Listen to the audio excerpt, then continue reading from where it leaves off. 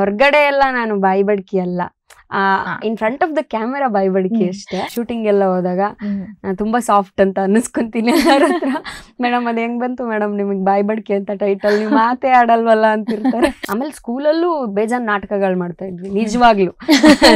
ನಾನು ಕಾಲೇಜಲ್ಲಿ ಇರ್ಬೇಕಾದ್ರಿಂದನೂ ನಾಟಕಗಳನ್ನ ಮಾಡ್ತಾ ಇದ್ವಿ. ನಮ್ ಕಾಲೇಜಲ್ಲಿ ನಾಟಕೋತ್ಸವ ಅಂತೆಲ್ಲ ಮಾಡ್ತಾ ಇದ್ವಿ, ಒಂದೊಂದು ವಾರ ಫೆಸ್ಟ್ ನಡೀತಾ ಇತ್ತು. ಹಾಗೆ ಒಂದ್ಸತಿ ಕಾಮಿಡಿ ಕಿಲಾಡಿ ಆಡಿಷನ್ ಕೊಟ್ಬಿಡೋಣ ಅಂತ ಕೊಟ್ಟಿದ್ದು, ಅಲ್ಲಿಂದ ಈ ಕಡೆಗೆ ಫುಲ್ ಟೈಮ್ ಜಾಬ್ ಆಗಿ ಶಿಫ್ಟ್ ಆಗೋಯ್ತು. ಏನ್ ಮಾಡ್ತೀರಾ, ಏನ್ ಹೇಳ್ತೀರಾ ಅದನ್ನ ಮಾಡ್ತೀನಿ. ಅಲ್ಲಿ ನಿಮ್ಗೇನ್ ಗೊತ್ತಿದೆ ಮಾಡಕ್ಕೆ ಅಂತ ಅಂದ್ಬಿಟ್ಟು ಹೊರಗ್ ಬರ್ತಿದ್ದಂಗೆ ಬೇರೆ ಕ್ಯೂ ಅಲ್ಲಿ ಇದ್ದವ್ರೆಲ್ಲ ನೀನ್ ಸೆಲೆಕ್ಟೆಡ್ ಬಿಡು, ನೀನ್ ಸೆಲೆಕ್ಟೆಡ್, ಎಲ್ಲ 3 ನಿಮಿಷಕ್ಕೆ ಆಚೆ ಬಂದಿದ್ದಾರೆ, ನೀನ್ 45 ಮಿನಿಟ್ಸ್ ಅಂದ್ರೆ ನೀನ್ ಸೆಲೆಕ್ಟೆಡ್ ಅಂತ.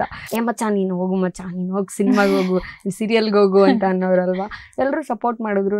ಈವನ್ ನಮ್ಮ ಮ್ಯಾನೇಜರ್ ಕೂಡ ಎಷ್ಟು ಸಾಧ್ಯ ಅಷ್ಟು ಕೆಲವೊಂದ್ ಕಡೆ ಕಂಟ್ರೋಲ್ಡ್ ಆಗಿ ಮೈಂಡ್ ನ ಇಟ್ಕೋಬೇಕಾಗತ್ತೆ. ಆ ತರ ವಿಚಾರಕ್ಕೆ ಬಂದಾಗ ನಾನು ತುಂಬಾ ಮಿಸ್ ಮಾಡ್ಕೊಂತೀನಿ. ಬಟ್ ದುಡಿಮೆ ಅಂತ ಬಂದಾಗ ಬಟ್ ಒಂದ್ ಕಡೆ ನಿಮ್ ಟೆಲಿವಿಷನ್ ಜರ್ನಿ ಅಂದ್ರೆ, ಇನ್ನೊಂದ್ ಕಡೆ ನಿಮ್ ಯೂಟ್ಯೂಬ್ ಜರ್ನಿನೇ ಬಹಳ ಅದ್ರದ್ದೇ ಸೆಪರೇಟ್ ಫ್ಯಾನ್ ಬೇಸ್ ಇದೆ ಅಂತ ಹೇಳ್ಬೋದು. ನಿಮ್ಮ ಸಾಕಷ್ಟು ಕ್ಯಾರೆಕ್ಟರ್ ಗಳಿಂದ ಇವತ್ತು ಕಂಡಿಡಿತಾರೆ. ಅಂಡ್ ಯೂಟ್ಯೂಬ್ ಅಲ್ಲಿ ನೀವು ಮಾಡೋ ವೆಬ್ ಸೀರೀಸ್ಗೆಲ್ಲ ಬಹಳ ಒಳ್ಳೆ ರೆಕಗ್ನಿಷನ್ ಇದೆ. ಅಲ್ಲಿ ನಿಮ್ಗೆ ಎಷ್ಟೋ ತರ ಆಕ್ಟಿಂಗ್ ಅಪ್ರೋಚ್ ಮಾಡೋದಕ್ಕೆ ಆಪರ್ಚುನಿಟಿ ಸಿಕ್ಕಿದೆ. ಸೊ ಯೂಟ್ಯೂಬ್ ಈ ವೆಬ್ ಸೀರೀಸ್ಗಳ ಬಗ್ಗೆ ಅದ್ರ ಜರ್ನಿ ಹೇಗಿದೆ? ಅದು ಆ್ಯಕ್ಚುಲಿ ನನಗೆ ನಿಜವಾಗ್ಲೂ ಒಂದು ಜೀ ಕನ್ನಡಕ್ಕೆ ಬಂದಿದ್ದು ಒಂದು ಅದೃಷ್ಟ ಅಂತ ಹೇಳಿದ್ರೆ, ಯೂಟ್ಯೂಬಲ್ಲಿ ಎಲ್ಲರೂ ಕ್ಲಿಕ್ ಆಗಕ್ಕಾಗಲ್ಲ. ತುಂಬ ಜನ ಮಾಡ್ತಿದ್ದಾರೆ, ತುಂಬ ಜನದ್ದು ವಿಡಿಯೋಸ್ ರೀಚ್ ಆಗಕ್ಕಾಗಲ್ಲ. ಬಟ್ ನನ್ನ ವಿಡಿಯೋಸ್ ರೀಚ್ ಆಯಿತು ಅಂತಂದರೆ ಅದು ಒಂದು ನನಗೆ ಸೆಕೆಂಡ್ ಚಾನ್ಸ್ ದೇವ್ರು ಕೊಟ್ಟಿದ್ದು ಅಂತ ಅಂದ್ಕೊಳ್ಬೋದು ನಾನು. ಯಾಕೆಂದರೆ ನಮ್ಮದು ಈ ಲಾಕ್ಡೌನ್ ಎಲ್ಲ ಆದಮೇಲೆ ತುಂಬ ಜನದ್ದು ಮಾರ್ಕೆಟ್ ಅಥವಾ ಫೇಸ್ ವ್ಯಾಲ್ಯೂ ಏನಿದೆ ಡೌನ್ ಆಗ್ತಾ ಹೋಯಿತು. ಅದಾದಮೇಲೆ ತುಂಬ ಜನಕ್ಕೆ ಅಪಾರ್ಚುನಿಟೀಸ್ ಕಡಿಮೆ ಆಯಿತು. ಅದೆಲ್ಲ ಆದಮೇಲೆ ಇವಾಗಂತೂ ಇತ್ತೀಚಿನ ದಿನಗಳಲ್ಲಿ ನಮ್ಮ ಕನ್ನಡದಲ್ಲಿ ಸಿನಿಮಾಗಳು ಅಷ್ಟು ಆಗ್ತಾ ಇಲ್ಲ, ಬರ್ತಾ ಇಲ್ಲ. ಸೊ ಸಿನಿಮಾದಲ್ಲೂ ಕೂಡ ಆಪರ್ಚುನಿಟೀಸ್ ಕಡಿಮೆನೇ ಇದೆ. ಸೊ ನಮ್ಮ ದುಡಿಮೆಗೆ ಏನಾದರೂ ಮಾಡ್ತಾನೆ ಇರಬೇಕಲ್ವಾ. ಸೊ ಹಾಗಾಗಿ ನನಗೆ ಯೂಟ್ಯೂಬ್ಗೆ ಕಾಲ್ ಬಂದಿದ್ದು ಫಸ್ಟ್ ಮಾಸ್ಟರ್ ಆನಂದ್ ಸರ್ ಕಡೆಯಿಂದ. I should be very thankful for master Anand sir. ಯಾಕೆ ಅಂತ ಅಂದರೆ, ವಂಶಿಕಾ ಜೊತೆ ಒಂದು ಸೀರೀಸ್ ಮಾಡ್ತಾ ಇದ್ದೀವಿ ನಾವು, ಅತ್ತೆ ಸೊಸೆ ಅಂತ ಅಂದ್ಬಿಟ್ಟು. ಅದರಲ್ಲಿ ಸೊಸೆ ಪಾತ್ರ ಮಾಡೋಕ್ಕೆ ನಾನು ಎಲ್ಲರೂ ಯೋಚನೆ ಮಾಡಿದೆ ಯಾರ್ಯಾರು ವರ್ಕೌಟ್ ಆಗ್ತಾರೆ ಅಂತ. ಆ್ಯಂಡ್ ಫೈನಲಿ ನನಗೆ ನೀನೇ ಬೆಸ್ಟ್ ಚಾಯ್ಸ್ ಅಂತ ಅನ್ನಿಸ್ತಾ ಇದೆ. ಬರ್ತೀಯಾ ಯೂಟ್ಯೂಬಲ್ಲಿ ಆ್ಯಕ್ಟ್ ಮಾಡ್ತೀಯಾ ಅಂತ ಕೇಳಿದ್ರು. ಹ್ಞೂ ಸರ್ ಅಂತಂದೆ. ಆಬ್ವಿಯಸ್ಲಿ ಯೂಟ್ಯೂಬ್ದು ಪೇಮೆಂಟ್ ಅಂದರೆ ಗೊತ್ತಲ್ಲ ನಿಮಗೆ, ಒಂದು ಸ್ವಲ್ಪ ಕಡಿಮೆ ಇರುತ್ತೆ, ಪರವಾಗಿಲ್ವಾ ಅಂತಂದರು. ಆಗಿನ ನನ್ನ ಟೈಮ್ಗೆ ಆ್ಯಕ್ಚುಲಿ ಆವಾಗ ಯಾವುದು ಪ್ರಾಜೆಕ್ಟ್ಸ್ ಇರಲಿಲ್ಲ. ಇಲ್ಲದೆ ಇದ್ದಾಗ ನನಗದು ಇಟ್ಸ್ ಅ ಬೆಸ್ಟ್ ಆಪರ್ಚುನಿಟಿ ಅಂತ ಅನ್ನಿಸ್ತು. ನಂಗೆ ದುಡಿಮೆ ನೋಡೋದಕ್ಕಿಂತ ಜಾಸ್ತಿ ಒಂಚೂರು ಏನಾದರೂ ಫೇಸ್ ವ್ಯಾಲ್ಯೂ ಇನ್ಕ್ರೀಸ್ ಆದರೆ ಇನ್ನೊಂದು ಸ್ವಲ್ಪ ಎಲ್ಲಾದರೂ ಆಪರ್ಚುನಿಟೀಸ್ ಓಪನ್ ಆಗುತ್ತೆ ಅಂತ ಹೇಳಿ ಸರಿ ಅಂತ ಒಪ್ಕೊಂಡೆ. I should be thankful for master Anand sir ಅಂತ ಅಂದರೆ. ಇನ್ನೊಂದು ತಮಡ ಮೀಡಿಯಾ, ಜೊತೆಗೆ ವಂಶಿಕಾಗೆ.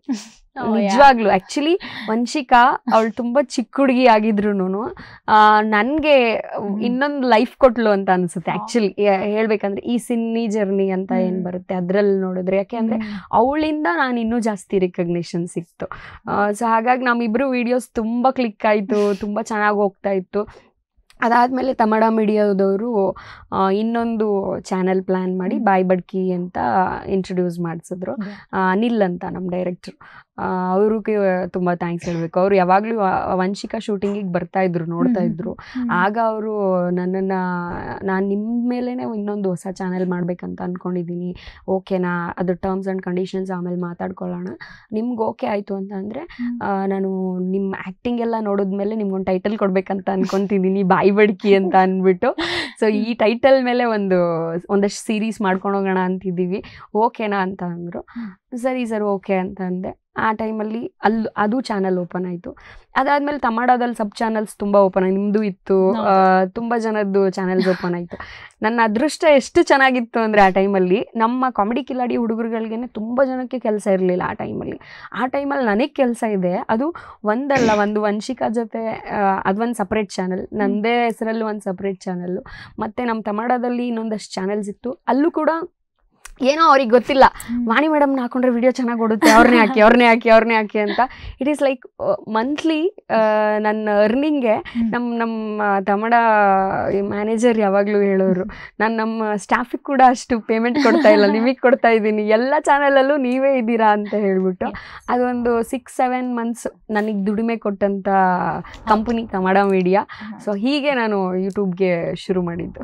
ಡೆಫಿನೆಟ್ಲಿ. ಆ್ಯಂಡ್ ಯೂಟ್ಯೂಬ್ ಅಲ್ಲಿ ಇವಾಗ ಹೇಗಾಗಿದೆ ಅಂದರೆ, ಮುಂಚೆ ರೇಡಿಯೋ, ಟೆಲಿವಿಷನ್ ಬಿಟ್ರೆ ಸಿನಿಮಾ ಅನ್ನೋದಿತ್ತು. ಇವಾಗ ಸೋಷಿಯಲ್ ಮೀಡಿಯಾ ಅನ್ನೋದು ಇನ್ನೊಂದು ಸೆಪ್ರೇಟ್ ಮೀಡಿಯಾ. ಹೌದು, ಅಲ್ಲೇ ಸೆಪ್ರೇಟ್ ಕಂಟೆಂಟ್ ಓಡ್ತಾ ಇರುತ್ತೆ. ಅದು ಎಲ್ಲೂ ಟಿವಿಲೂ ಬರಲ್ಲ, ಸಿನಿಮಾಲೂ ಬರಲ್ಲ, ಸೋಷಿಯಲ್ ಮೀಡಿಯಾ ಅಂತಾನೆ ಕಂಟೆಂಟ್ ಓಡುತ್ತೆ. ಅದು ಯೂಟ್ಯೂಬ್ ಅಂತೂ ನೀವು ಹೇಳ್ದಂಗೆ ನಿಮ್ಮ ಅದೃಷ್ಟ ಅಂತ ಹೇಳಿದ್ರಿ ನಿಜ. But at the same time I feel ನೀವು ಅಷ್ಟು ಪಾತ್ರಗಳಿಗೆ ಈಸಿಯಾಗಿ ಒಂಥರ ಆ ಪಾತ್ರೆಗೆ ನೀರು ಹಾಕ್ದಂಗೆ ನೀವು ಹಂಗೆ ಅನಿಸ್ತಿದ್ರಿ. ಬೇರೆ ನಿಮ್ಮದೇ ಫೇಸ್ ಇದ್ರೂ ಸಹ ನೀವು ಬೇರೆ ಕ್ಯಾರೆಕ್ಟರ್ ಥರ ಕಾಣಿಸ್ತಿದ್ರಿ. ಆ್ಯಂಡ್ ನಿಮ್ಮ ಟ್ಯಾಲೆಂಟ್ಗೆ ಒಂದು ಒಳ್ಳೆ ಆಪರ್ಚುನಿಟಿ ಸಿಕ್ತು. ಅದು ನಮಗೆ ಎಷ್ಟೊಂದು ಹೊಸ ಥರ ಕ್ಯಾರೆಕ್ಟರ್ಸ್ನ ನೋಡೋಕ್ಕೆ ಸಿಕ್ತು. ಆ್ಯಂಡ್ ಅಫ್ಕೋರ್ಸ್ ನಾವಿಬ್ರು ಫ್ರೆಂಡ್ಸೇ ಆಗಿರ್ಬೇಕು. ನಾವು ಅಕ್ಕಪಕ್ಕದ ಮನೇಲಿ ಇದ್ದವ್ರು ಸೊಸೆ ಅಂದರು. ನಾನು ಕೂಡ ಆ್ಯಕ್ಚುಲಿ ಒಂದು ವಿಡಿಯೋಗೆ ಶೂಟ್ ಮಾಡಿದಾಗ ನಾನು ಪಕ್ಕದ ಮನೆಯವರು ಸೊಸೆಯಾಗಿ ಮಾಡಿದ್ದು. ನಾನು ಅನ್ಕೊಂಡಿದ್ದೆ ನಾನು ನಿಮ್ಮ ಜೊತೆ ಶೂಟ್ ಮಾಡೋಕ್ಕೆ ಸಿಗ್ಬೋದು ನನಗೆ ಅಂತ. ಬಟ್ ಸ್ಕ್ರಿಪ್ಟಲ್ಲಿ ಹಾಗಿರಲಿಲ್ಲ. ಬಟ್ ನಾನು ನಿಮ್ಮ ವಿಡಿಯೋಸ್ ಎಲ್ಲ ನೋಡಿದ್ದೀನಿ. ಆ್ಯಂಡ್ ಹೌದು, ನೀವು ಈ ಅತ್ತೆ ಸೊಸೆ ಕ್ಯಾರೆಕ್ಟರ್ ಮಾಡೋದು ಅಥವಾ ಈ ಗೃಹಿಣಿ ಅದೆಲ್ಲ ಇರುತ್ತಲ್ಲ, ನೀವು ಮ್ಯಾರಿಡ್ ಅಲ್ಲ. ಹೇಗೆ ನೀವು ಪರ್ಫೆಕ್ಟ್ ಸೊಸೆ ಥರ ಆಕ್ಟ್ ಮಾಡೋದು? ಅಂದ್ರೆ ಯಾವ ರೀತಿ ನೀವು ಅದನ್ನೆಲ್ಲ ಪ್ರಾಕ್ಟೀಸ್ ಮಾಡಿ? ಅಂದ್ರೆ ಅದೇನಾಗ್ಬಿಡುತ್ತೆ, ಈ ಅಕ್ಕಪಕ್ಕದವರು ಅಥವಾ ನಮ್ಮ ರಿಲೇಟಿವ್ಸ್ನ ಒಂದಷ್ಟು ಜನ ನೋಡ್ಬಿಟ್ಟಿದೀನಿ ನಾನು. ಮದುವೆ ಆಗಿರೋರು ಹೆಂಗೆಲ್ಲ ಈ ಅತ್ತೆ ಜೊತೆ ಸೊಸೆ ಜೊತೆ ಅವ್ರ ಜೊತೆ ಆ ಕೊಂಕುಗಳು, ಆ ಕೊಂಕು ಮಾತು, ಅದೆಲ್ಲ ನನ್ಗೆ ಅದೊಂದು ಅಭ್ಯಾಸ ಇದೆ. ಎಲ್ಲೇ ಹೋದ್ರು ಅಬ್ಸರ್ವೇಷನ್ ಮಾಡ್ತಾ ಇರ್ತೀನಿ ಅವ್ರ ಕ್ಯಾರೆಕ್ಟರ್ನ ಅಥವಾ ಅವ್ರು ಮಾತಾಡೋ ಶೈಲಿನೆಲ್ಲ. ಸೊ ಹಂಗಾಗಿ ಸೊಸೆ ಅಂದ್ರೆ ಹೆಂಗಿರ್ತಾರೆ ಅನ್ನೋದೊಂದು ಐಡಿಯಾ ಇತ್ತು. ಅದಾದ್ಮೇಲೆ ಅದ್ ಆಕ್ಚುಲಿ ಉಲ್ಟಾ ಇದ್ದಿದ್ದು ಕಾನ್ಸೆಪ್ಟ್ ಇದ್ದಿದ್ದೆ, ನಾನು ಅತ್ತೆ ಮಾಡ್ಬೇಕು, ವಂಶಿಕಾ ಸೊಸೆ ಮಾಡ್ಬೇಕಂತಾನೆ ಇದ್ದಿದ್ದು. Master Anand sir it's like ನಾವ್ ಯಾವಾಗ್ಲೂ ಉಲ್ಟಾ ಮಾಡಿದಷ್ಟು ಜನಕ್ಕೆ ತುಂಬಾ ಅದು ಏನೋ ಒಂದು ಸಮಥಿಂಗ್ ಡಿಫ್ರೆಂಟ್ ಅನ್ಸುತ್ತೆ, ಅವ್ರಿಗೆ ಅರ್ಥ ಆಗ್ತೀವಿ ನಾವು. ವಂಶಿಕಾ ಸೊಸೆಯಾಗಿ ನೀನ್ ಅತ್ತೆ ಆದ್ರೆ ಮಜಾ ಬರಲ್ಲ, ವಂಶಿಕಾನೇ ಅತ್ತೆಯಾಗಿ ನೀನೇನ್ ಸೊಸೆ ಮಾಡೋಣ ಮಜಾ ಬರುತ್ತೆ ಅಂತ ಅಂದ್ರು. ಸೊ ಅವಾಗ ಅದು ಆ ಸೊಸೆ ಕ್ಯಾರೆಕ್ಟರು ಹಂಗೆ ಆಹ್ವಾನ ಆಗೋಯ್ತು. ಅಂಡ್ ಒಳ್ಳೆ ಅತ್ತೆ ಸೊಸೆ ನೀವು ಮತ್ತೆ ವಂಶಿಕಾ. ಸೀರಿಯಸ್ಲಿ ನನಗೂ ಟೆಲಿವಿಷನ್ ಅಲ್ಲಿ ಆಕ್ಚುಲಿ ನಾನು ಯಾರನ್ನಾರು ಬೆಸ್ಟ್ ಫ್ರೆಂಡ್ ಅಂತ ಮಾಡ್ಕೊಂಡಿದ್ದೀನಿ ಅಂದ್ರೆ ಅದು ವಂಶಿಕನ್ನೇ. ಸೊ ನಮಗೂ ಒನ್ ಆಫ್ ದ ಫೇವ್ರೆಟ್ ಅತ್ತೆ ಸೊಸೆ ಜೋಡಿ ಅಂತ ಹೇಳ್ಬೋದು. ಅಂಡ್ ಅನದರ್ ಐ ಗೆಸ್ ನೀವು ಇವ್ರ ಜೊತೆನೆ ವರ್ಕ್ ಮಾಡ್ಬೇಕಾದ್ರೆ ಹಾಸ್ಟೆಲ್ ಗರ್ಲ್ಸ್ ಹಾಸ್ಟೆಲ್ ಅನ್ನೋದು ಸ್ಟಾರ್ಟ್ ಆಯ್ತು. ಅದು ನೆಕ್ಸ್ಟ್ ಲೆವೆಲ್ ವೆಬ್ ಸೀರೀಸ್ ಆಯ್ತು. ಅಂಡ್ ಐ ಗೆಸ್ ನೀವು ಅದ್ರಲ್ಲಿ ಡಬಲ್ ರೋಲ್ ಎಲ್ಲ ಮಾಡಿದ್ದೆ. ಈಗ ಬೇರೆ ಬೇರೆ ಕ್ಯಾರೆಕ್ಟರ್ ಬೇರೆ ಬೇರೆ ವಿಡಿಯೋಗೆ ಅಂದ್ರೆ ಓಕೆ, ಒಂದೇ ವಿಡಿಯೋಲಿ ಡಬಲ್ ಆಕ್ಟಿಂಗ್ ಎಲ್ಲ ಮಾಡ್ಬೇಕಾದ್ರೆ ನೀವ್ ಹೆಂಗೆ ನಿಮಗ್ ಅನ್ಸ್ಬೇಕಲ್ವಾ ಈ ಪಾಯಿಂಟ್ ನಾನು ಡಿಫ್ರೆನ್ಸ್ ಮಾಡೋಣ ಆ ಕ್ಯಾರೆಕ್ಟರ್ ಈ ಕ್ಯಾರೆಕ್ಟರ್ ಅಂತ, ಅವಾಗ ಹೇಗೆ ಪ್ಲಾನ್ ಮಾಡ್ತಿದ್ರಿ? ಅದು ಆ್ಯಕ್ಚುಲಿ ಫಸ್ಟು ಈ ಡ್ಯುಯಲ್ ಕ್ಯಾರೆಕ್ಟ್ರು ಮಾಡೋದಕ್ಕೆ ಏನು ಸಹಕರಿಸಿದ್ದು ನಮ್ಮ ಟೀಮು, ನಮ್ಮ ಬಾಯ್ವಡ್ಕಿ ಟೀಮ್ಗೆ ಥ್ಯಾಂಕ್ಸ್ ಹೇಳ್ಬೇಕು ನಾನು. ಯಾಕೆ ಅಂತಂದರೆ ನಾವು ಹುಡುಗಿರನ್ನ ಹಾಸ್ಟೆಲ್ ಗರ್ಲ್ಸಿಗೆ ತುಂಬ ಹುಡುಗಿರನ್ನ ಹುಡುಕ್ತಾ ಇದ್ವಿ. ನಮ್ಗೆ ಯೂಟ್ಯೂಬಲ್ಲಿ ತುಂಬ ಪೇಮೆಂಟ್ ಕೊಡೋಕ್ಕಾಗಲ್ಲ, ನಿಮಗೆ ಗೊತ್ತಿದೆ ಅದು. ಸೊ ಹಾಗಾಗಿ ನಮ್ಮ ಮಿನಿಮಮ್ ಪೇಮೆಂಟ್ಗೆ ಯಾರು ಸಿಗ್ತಾರೆ ಆ ಥರದ್ದು ಹುಡುಗಿರನ್ನ ಹಾಕೊತಾ ಇದ್ವಿ. ನಮಗೆ ಆ ಒಂದು ಏನದು ಹಾಸ್ಟೆಲ್ ಗರ್ಲ್ಸ್ದು ಒಂದು ಚೇಷ್ಟೆ ಎಲ್ಲ ಮಾಡೋದು, ಕುಚೇಷ್ಟೆ ಮಾಡೋದು, ಈ ಥರದ್ದು ಒಂದು ಮೈಂಡ್ಸೆಟ್ ಇರೋ ಹುಡುಗಿರು ಸಿಗ್ತಾನೆ ಇರಲಿಲ್ಲ. ಅವರು ನಾಚ್ಕೊಳ್ಳೋರು ಇಲ್ಲ ಅಂತಂದರೆ ಯೂಶಲ್ ಆಗಿ ಹಾಸ್ಟೆಲ್ ಗರ್ಲ್ಸ್ ಹೆಂಗಿರ್ತಾರೆ ಅಷ್ಟು ಬಿಂದಾಸಾಗಿ ಆ್ಯಕ್ಟ್ ಮಾಡೋವಂಥ ಹುಡುಗಿರು ಸಿಗ್ತಾ ಇಲ್ಲದೆ ಇರುವಾಗಾದರೆ ನಾನು ಅನಿಲ್ ಒಂದು ಐಡಿಯಾ ಮಾಡಿದ್ವಿ, ಸುಮ್ಮನೆ ಡ್ಯುಯಲ್ ಕ್ಯಾರೆಕ್ಟರ್ ಮಾಡ್ಬಿಡೋಣ, ಆ ಕ್ಯಾರೆಕ್ಟರ್ ನಾನೇ ಮಾಡ್ತೀನಿ ಅಂತ ಅಂದ್ಬಿಟ್ಟು. ಆವಾಗ ಸರಿ ಮೇಡಮ್ ಆಯ್ತು ಹಂಗೆ ಮಾಡೋಣ ಅಂಥೇಳಿ ಈ ಕಡೆ ನಾನೇ ವಾರ್ಡನ್ನು, ಈ ಕಡೆ ನಾನೇ ಅದಕ್ಕೊಂದೇನೋ ಒಂದು ಸ್ಟೋರಿನ ಬಿಲ್ಡಪ್ ಮಾಡಿ ಅದನ್ನು ಮಾಡಿದ್ದು. ಇಟ್ ಈಸ್ ಲೈಕ್ ನಾವು ಕ್ಯಾಮೆರಾ ಆನ್ ಮಾಡಿ 2 ಫ್ರೇಮ್ ಅವರು ಸಪ್ರೇಟ್ ಮಾಡಿ ಇಟ್ಟಿರೋರು, ಈ ಕಡೆ ಒಂದು ಆ್ಯಕ್ಟ್ ಮಾಡಿ ಓಡೋಗ್ಬಿಟ್ಟು ಮತ್ತೆ ಡ್ರೆಸ್ ಎಲ್ಲ ಚೇಂಜ್ ಮಾಡ್ಕೊಂಡು ಮತ್ತೆ ಆ ವಾರ್ಡನ್ ಗೆಟಪ್ ಹಾಕೊಂಡು ಬಂದು ಮತ್ತೆ ಅದೇ ಸ್ಟ್ರಿಕ್ಟಾಗಿ ಆ್ಯಕ್ಟ್ ಮಾಡೋದು. ಎರಡು ಚಾಲೆಂಜಿಂಗ್ ಆಗಿರ್ತಾ ಇತ್ತು. ಆದರೆ ಅದನ್ನು ಮಾಡೋಕ್ಕೆ ನನಗೆ ಖುಷಿ ಯಾಕೆ ಅಂತಂದರೆ ಯೂಟ್ಯೂಬಲ್ಲಿ ಯಾರೂ ಈ ಡ್ಯುಯಲ್ ಸ್ಕ್ರೀನ್ ಎಲ್ಲ ಅಥವಾ ಡಬಲ್ ಆ್ಯಕ್ಟಿಂಗ್ ಎಲ್ಲ ಮಾಡಿ ತೋರಿಸಿಲ್ಲ. ನಾವೇನಾದರೂ ಒಂದು ಡಿಫ್ರೆಂಟಾಗಿ ಮಾಡೋಣ, ನಾವು ಮಾಡೋಣ ಕಷ್ಟ ಆದರೂ ಪರವಾಗಿಲ್ಲ ಮಾಡೋಣ ಅಂತ ಹೇಳಿ. ಬಟ್ ಅದು ಚೆನ್ನಾಗಾಯ್ತು ಹಾಸ್ಟೆಲ್ ಗರ್ಲ್ಸ್ ಅದೆಲ್ಲ. ನೀವು ಮಾಡಿರೋ ಸಾಕಷ್ಟು ಯೂಟ್ಯೂಬ್ ಸೀರೀಸ್ಗಳಲ್ಲಿ ಗರ್ಲ್ಸ್ ಹಾಸ್ಟೆಲ್ ಕೂಡ one of the popular. Almost ಅದು 10 ಎಪಿಸೋಡ್ಸ್ ಮೇಲೆ ಮಾಡಿದ್ದೀರಾ ಅನ್ಸುತ್ತೆ, ಇನ್ನೂ ಜಾಸ್ತಿನೇ ಮಾಡಿದ್ದೀರಾ. ಅಷ್ಟು ಎಪಿಸೋಡ್ಸ್ ಓಡೋದಕ್ಕೆ ಏನ್ ರೀಸನ್ ಇರ್ಬೋದು ಅನ್ಸುತ್ತೆ ನಿಮಗೆ? ಏನಂತ ಅಂದ್ರೆ ನಾನು ನಿಮ್ಗೆ ಅವಾಗಲೇ ಹೇಳಿದೆ, ನಾವು ಯೂಟ್ಯೂಬ್ ಯಾವುದೇ ಸೀರೀಸ್ ಮಾಡ್ಬೇಕಾದ್ರೂ ರಿಯಾಲಿಟಿ ಕನೆಕ್ಟ್ ಆಗೋ ಥರದ್ದು ಮಾಡ್ತಿರ್ತೀವಿ ಅಂತ. ಗರ್ಲ್ಸ್ ಯೂಶಲ್ ಆಗಿ ಬಾಯ್ಸ್ ಹಾಸ್ಟೆಲ್ದೆಲ್ಲ ತುಂಬಾ ಸಿನಿಮಾಗಳೇ ಬಂದಿದೆ, ಎಲ್ಲ ಬಂದಿದೆ. Even we girls also enjoy our life. ನಮ್ಮ ಹುಡುಗಿರು ಕೂಡ ನಾವು ಸಾಕಷ್ಟು ತರಲೆಗಳಿರ್ತೀವಿ, ನಾವು ಏನೇನೇನೋ ಲೈಫ್ ಮಜಾ ಮಾಡಿರ್ತೀವಿ. Even we face lot of ups and downs ಎಲ್ಲ ಇರುತ್ತೆ. ಬಟ್ ಏನಂದ್ರೆ ನಮ್ದು ಎಲ್ಲೂ ಬಹಿರಂಗ ಆಗಲ್ಲ, ಹುಡುಗರ್ದು ಆಬ್ವಿಯಸ್ಲಿ ಹುಡುಗರು ಹೇಳ್ಕೊಂಡ್ಬಿಡ್ತಾರೆ, ಹುಡುಗಿರ್ದು ಬಹಿರಂಗ ಆಗಿರಲ್ಲ. ಸೊ ನಾವು ಯಾವಾಗ್ಲೂ ಅನ್ಕೊಂತ ಇದ್ವಿ, ನಾವ್ ಯಾಕೆ ಒಂದು ಗರ್ಲ್ಸ್ ಹಾಸ್ಟೆಲ್ದು ಸೀರೀಸ್ ಮಾಡ್ಬೋದು ಅಂತ ಅಂದ್ಬಿಟ್ಟು. ನಾನು ಅದನ್ನೇ ಒಪಿನಿಯನ್ ಹೇಳೋ ಟೈಮಲ್ಲೇನೆ ಅನಿಲ್ ನಮ್ಮ ಡೈರೆಕ್ಟರ್ಗೂ ಅದೇ ಒಪಿನಿಯನ್ ಇತ್ತು. ಆ ಟೈಮಲ್ಲಿ ನೆನಪಿಸ್ಕೊಂಡ್ವಿ. ಮತ್ತೆ ಒಂದಷ್ಟು ಜನ ನನ್ನ ಫ್ರೆಂಡ್ಸ್ನಾಗಿರ್ಬೋದು, ಯಾರ್ಯಾರು ಹಾಸ್ಟೆಲಲ್ಲಿ ಇದ್ದವ್ರು ಇದ್ದಾರೆ, ಅವ್ರನ್ನ ಕೇಳ್ತಿದ್ವಿ ಏನೇನ್ ಮಾಡ್ತಿದ್ರಿ ನೀವು ತರಲೆಗಳು, ಏನೇನ್ ಮಾಡ್ತಿದ್ರಿ ಅಂತೆಲ್ಲ ಅಂದ್ಬಿಟ್ಟು. ಅವ್ರು ಹೇಳಿದ್ದನ್ನೆಲ್ಲ ಅಡಾಪ್ಟ್ ಮಾಡ್ತಾ ಹೋದ್ವಿ ಕೆಲವೊಂದು. ಸೊ ಅದು ಈ ಹಾಸ್ಟೆಲಲ್ಲಿ ಇದ್ದವ್ರಿಗೆ ಅವ್ರಿಗೆಲ್ರಿಗೂ ಪರ್ಸ್ನಲಿ ಕನೆಕ್ಟ್ ಆಗ್ತಾ ಹೋಯ್ತಲ್ವ. ಯಾವಾಗಲೂ ಅಷ್ಟೇ, ನಮ್ಗೆ ಯಾವುದು ವಿಚಾರಗಳು ತುಂಬ ಪರ್ಸ್ನಲಿ ಕನೆಕ್ಟ್ ಆಗುತ್ತೆ, ನಾವೇ ಅದು ಅಂತ ಅನ್ಕೊಂಡು ನೋಡಕ್ ಶುರು ಮಾಡ್ತೀವಿ. ಸೊ ಹಾಗಾಗಿ ಆ ಗರ್ಲ್ಸ್ ಹಾಸ್ಟೆಲ್ಲು ತುಂಬಾ ಜನಕ್ಕೆ ರೀಚ್ ಆಯ್ತು, ತುಂಬಾ ಜನಕ್ಕೆ ಇಷ್ಟ ಆಯ್ತು. ಒಂದ್ ಕಡೆ ಶೂಟಿಂಗ್ ಮಾಡ್ತಿರ್ತೀರಲ್ಲ, ಇವೆಂಟ್ ಇರುತ್ತೆ ಅಥವಾ ನಡೀತಾನೆ ಇರುತ್ತೆ ಬ್ಯುಸಿಯಾಗಿ ಲೈಫು, ಇದ್ರ ಮಧ್ಯದಲ್ಲಿ ನಿಮ್ಗೆ ಸ್ವಲ್ಪ ಟೈಮ್ ಸಿಕ್ಕಾಗ ಏನೇನಿದೆ ನಿಮ್ ಹವ್ಯಾಸಗಳ ಆಕ್ಚುಲಿ ಇದು ಯಾರಿಗೂ ಗೊತ್ತಿರಲ್ಲ. ನಾನು ಒಂದಷ್ಟು ಬರಿತಿರ್ತೀನಿ, ಕವನಗಳೆಲ್ಲ ಬರಿತಾ ಇರ್ತೀನಿ, ಮತ್ತೆ ಓದ್ತಿರ್ತೀನಿ, ಪುಸ್ತಕಗಳನ್ನ ಓದೋದಾಗಿರ್ಬೋದು. ಮತ್ತೆ ಇನ್ನೊಂದು ದೊಡ್ಡ ಹವ್ಯಾಸ ಅಂದ್ರೆ ಮ್ಯೂಸಿಕ್ ಕೇಳೋದು. Huge music lover. ಅಂದ್ರೆ ಹೆಂಗೆ ಅಂತ ಅಂದ್ರೆ, ನನಗೆ ತುಂಬ ಬೇಜಾರಾಯಿತು ಅಂತ ಅಂದ್ರೂ ಎಷ್ಟೋ ಸಮಾಧಾನ ನನಗೆ ಹಾಡುಗಳಿಂದ ಸಿಗುತ್ತೆ. ಎಷ್ಟೋ ಡಿಪ್ರೆಷನ್ಗೆ ಹೋಗೋ ಅಂಥ ಪರಿಸ್ಥಿತಿ ಬಂದಾಗಲೂ ಕೂಡ ಒಂದು ಹಾಡಿಂದ ಏನೋ ಒಂದು ಚೈತನ್ಯ ಬಂದ್ಬಿಡುತ್ತೆ. ಅದು ಎಲ್ಲರೂ ಲೈಫಲ್ಲಿ ಆಗುತ್ತಾ ಇಲ್ವೋ ಗೊತ್ತಿಲ್ಲ, ಬಟ್ ನಾನಂತೂ ನನ್ನ ಮೂಡ್ನ ರಿಫ್ರೆಶ್ ಮಾಡ್ಕೊಬೇಕು ಅಂತಂದರೆ ಐ ಲಿಸನ್ ಮ್ಯೂಸಿಕ್.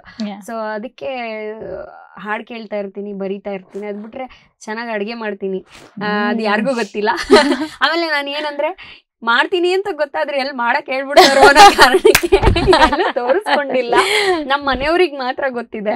ಸೊ ನನ್ನ ಅಕ್ಕ, ಅವಳಿಗೆ ಗೊತ್ತಿದೆ, ಅವಳು ಅದಕ್ಕೆ ಪೂಸಿ ಹೊಡಿತಾ ಇರ್ತಾಳೆ, ವಾಣಿ ನೀನ್ ಚೆನ್ನಾಗ್ ಮಾಡ್ತೀಯ ಇದನ್ನ, ವಾಣಿ ನೀನ್ ಯಾಕೆ ಇವತ್ತು ನನ್ಗೆ ಇದನ್ನ ಮಾಡ್ಕೊಡ್ಬಾರ್ದು.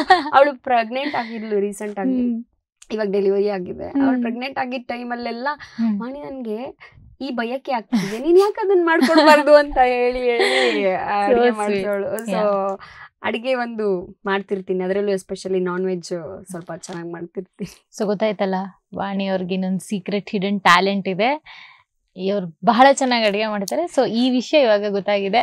All the best. ನಾವು ಕೇಳ್ಬೋದು ನಿಮ್ಗೆ ಮಾಡ್ಕೊಡಿ ಏನಾರು ಅಂತ, ವೆಜ್ ಅಲ್ಲಿ ನೀವು ಮಾಡ್ಕೊಡ್ಬೇಕು.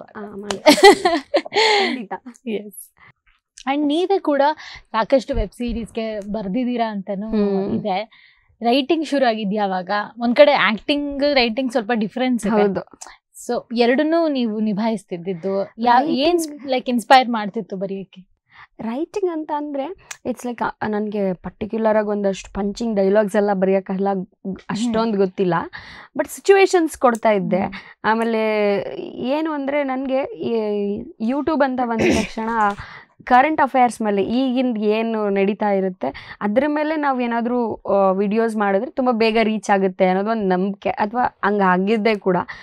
ಯಾಕೆಂದರೆ ಇವಾಗ ಏನು ನಮ್ಮ ಸೊಸೈಟಿಯಲ್ಲಿ ನಡೀತಾ ಇರುತ್ತೆ, ಯಾವುದಾದ್ರೂ ಒಂದು ವಿಷಯ ಹೈಲೈಟ್ ಆಗ್ತಾ ಇದೆ ಅಂತಂದರೆ ಅದ್ರ ಮೇಲೆ ವಿಡಿಯೋ ಮಾಡಿದ್ರೆ ಅದು ಸ್ವಲ್ಪ ರೀಚ್ ಆಗುತ್ತೆ ಬೇಗ ಅಂತ ಹೇಳಿ ಅದೊಂದು ಈ ಥರ ಸಿಚುವೇಶನ್ ಮೇಲೆ ಮಾಡೋಣ ಅಂತೆಲ್ಲ ಅನಿಲ್ಗೆ ಹೇಳ್ತಾ ಇದ್ದೆ. ಒಂದು 2-3 ಅಷ್ಟೇ ನಾನು ಬರ್ದಿದ್ದು, ಇನ್ನು ಮಿಕ್ಕಿದ್ದೆಲ್ಲ ನಾನು 1 ಲೈನ್ ಕೊಡ್ತಾ ಇದ್ದೆ. ಪಾಪ ಅನಿಲ್ ಮತ್ತು ಇನ್ನೊಂದಷ್ಟು ಜನ ಸೇರಿ ಡೆವಲಪ್ ಮಾಡ್ತಾ ಇದ್ರು ಅದನ್ನು. ರೈಟಿಂಗ್ ಯಾವಾಗಲಿಂದ ಅಂತ ಅಂದರೆ, ನನಗೆ ಈ ಆ್ಯಕ್ಚುಲಿ ಕಾಮಿಡಿ ಸೀರೀಸ್ ಬರೆಯೋದಕ್ಕಿಂತ ಸೀರಿಯಸ್ದೇನಾದರೂ ಕಂಟೆಂಟ್ ಬರೆಯೋದಕ್ಕೆ ಸ್ವಲ್ಪ ಇಂಟ್ರೆಸ್ಟ್ ಜಾಸ್ತಿ ಇರುತ್ತೆ. ಬೇಜಾರಾದಾಗ ಅಥವಾ ಏನೋ ಬೋರ್ ಆಗ್ತಿದೆ ಅಂತ ಅನ್ನಿಸ್ದಾಗೆಲ್ಲ ಆವಾಗವಾಗ ಕವನಗಳು ಅದು ಇದೆಲ್ಲ ಬರಿತಾ ಇರ್ತೀನಿ. ಸೊ ಅದು ಬರೆದು ಸ್ವಲ್ಪ ಆ ಬರವಣಿಗೆ ಗೊತ್ತಿದೆ, ಅಷ್ಟಾಗಿ ಗೊತ್ತಿಲ್ಲ, ಒಂದು ಸ್ವಲ್ಪ ತಕ್ಕ ಮಟ್ಟಿಗೆ ಗೊತ್ತಿದೆ.